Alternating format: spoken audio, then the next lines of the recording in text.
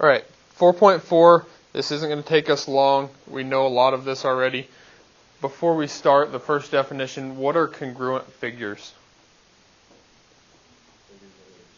Figures that are the same size and shape, right? Okay, we've talked about that in the past. So if I draw two triangles up here, do those appear to be congruent to you? No. Okay, and they're not. Now if I do this, we obviously know they are because I cloned them. But you do not have enough information right now to say that those are congruent. Okay, you have to know for a fact that they are the same size and shape to say that they're congruent to each other. So if I were to put the tick marks in here, like this, on my angles, they're still not congruent because I could have the same angle measures, but one triangle be much larger. Okay? But once I do this, so I know all the angles and all the sides are congruent, now those triangles are congruent to each other. Does that make sense? So just be careful. Make sure you have enough information to be able to say they're congruent and don't just take a guess at it. Okay? Taking a look at example 1, does everybody see those two triangles that appear to be reflected on the x-axis or in the x-axis?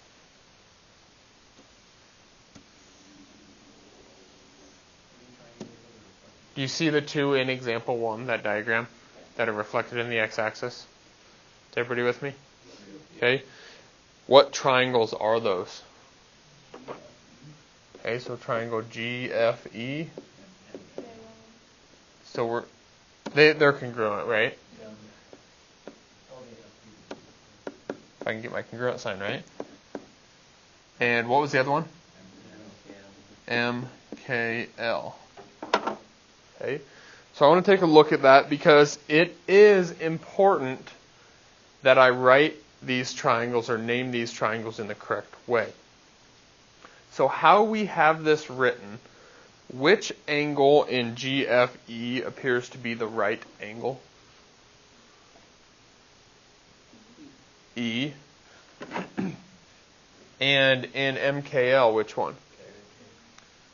Do I have my congruent statement set up if my right angles are not in the same places? No. Okay, so what we're saying here is if my right angle is in the middle, on this side my right angle needs to be in the middle. Does that make sense? So I need to change this one. Whoa, not what I want to do. Now they're both in the middle, right? Okay, check your other angles. Does M correspond with G in those two triangles? Yes. So do I have it set up right now? Okay.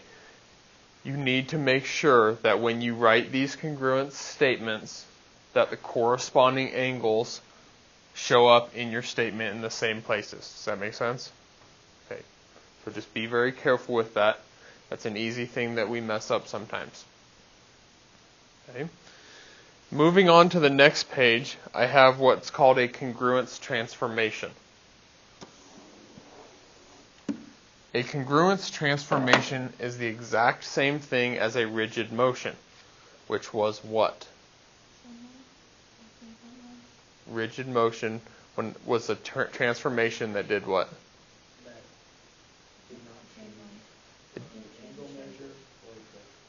Did not change the angle measure or the segment length. So a rigid motion essentially just means the two shapes are congruent, right?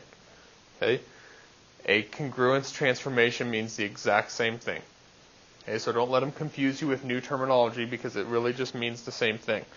Difference is when they ask us about congruence transformations now, they are asking us to tell how I got from that shape, what transformations did I do to get from there to here.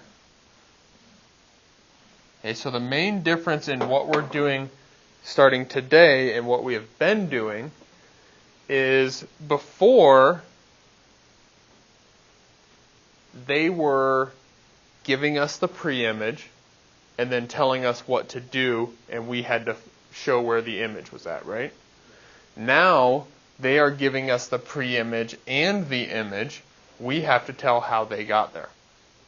Okay, so we're kind of switching roles with the textbook. Okay, so what is something I need to do to this blue polygon to be able to turn it into the red one or move it to the red one?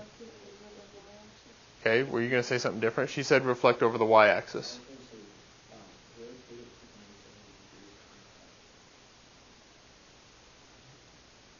Okay. Are you thinking 270 or 180?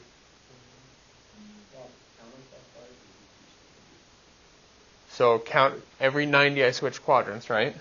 So it'd be 90, 180, 270. So you're saying rotate it 270 this way? Okay, let's try it. I haven't heard that one yet today. So if I rotate it 270, I end up here. I'm over 3. Did I do that right? 3, 1, 1, 3. Yeah, I did. 4, 3, 3, 4, and 2, 3, 3, 2. Is that going to help us get there? What do you think? That one's not going to work, right? That's a good guess, though. I like trying to use rotations. Okay, Jersey said reflect in the y-axis, so that would mean she's bringing this point here, here, here, and here. Is that getting us close?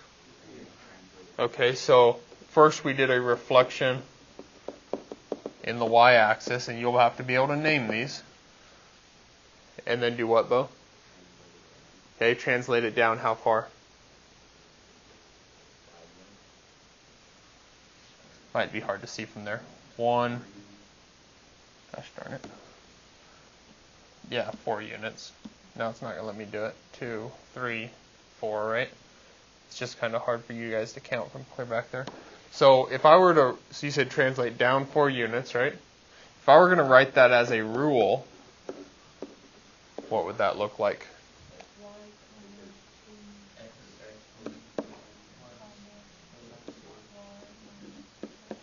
Sounded like a few of you were saying it correctly. Okay, so then I would just translate that down 4. You suppose maybe there's other ways to get the same thing? Yeah, you actually could have reflected it in the x-axis also if you wanted to, and you could have got to the same image. But then instead of moving down, you would have had to move left. Okay, think we can handle that? Like I said, it's the same thing we've been doing. You're just switching roles. You're not following their rules. You're coming up with your own on what to do. Okay. So flipping over, taking a look on page 202, we have our 2 theorems.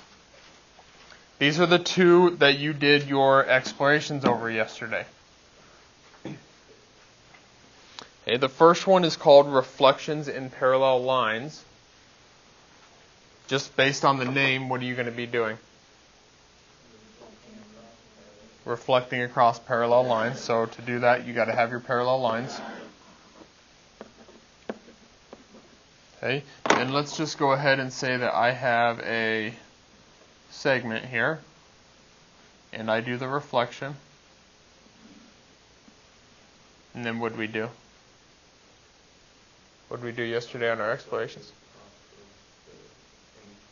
So then you took your image and reflected again, right?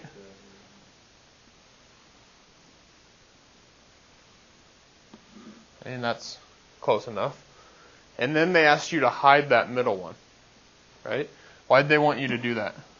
Yeah, because they just want you to look at your first pre-image and your final image.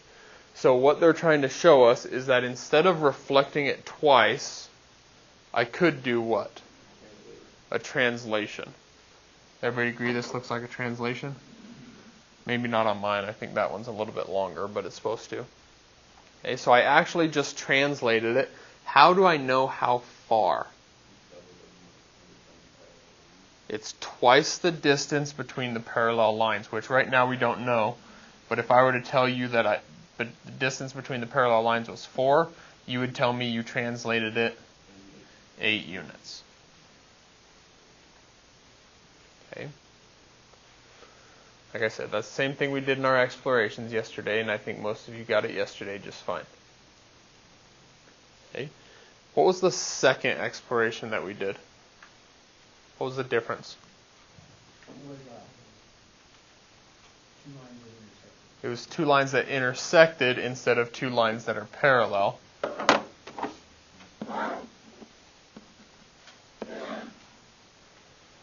Okay, let's just say this is 20 degrees. I think yesterday yours was 50. Okay. And I still have a segment here. I reflected it, and then what'd you do? Reflect it again. I think my segment grew again. It's okay. Okay. But this theorem, which is called the reflections in intersecting lines, I don't think they had you hide it on your exploration yesterday, but if I did, instead of doing this double reflection, what could I have done instead? I could have done a rotation. How far? 40. Why? How do we get the 40 degrees? It's double the angle. So, what do these two theorems have in common? In both of them, I'm doubling something, right? Okay. What do they have that is not in common? How are they different? One I'm rotating, the other one I'm translating, and one of them the lines are parallel, and the other one they are intersecting. Okay, so they're very similar. Okay, they're just different setups. What point am I rotating around here? The intersection point. They'll probably label it for you, I would imagine. Okay, but you're always rotating around the intersection point. Okay. That might be our shortest lesson of the year. Do you have any questions on it? Okay, like I said, it's short because we've already done most of this other than the 2 theorems, but we actually covered them yesterday. Okay, so you have the rest of the class to work on that assignment.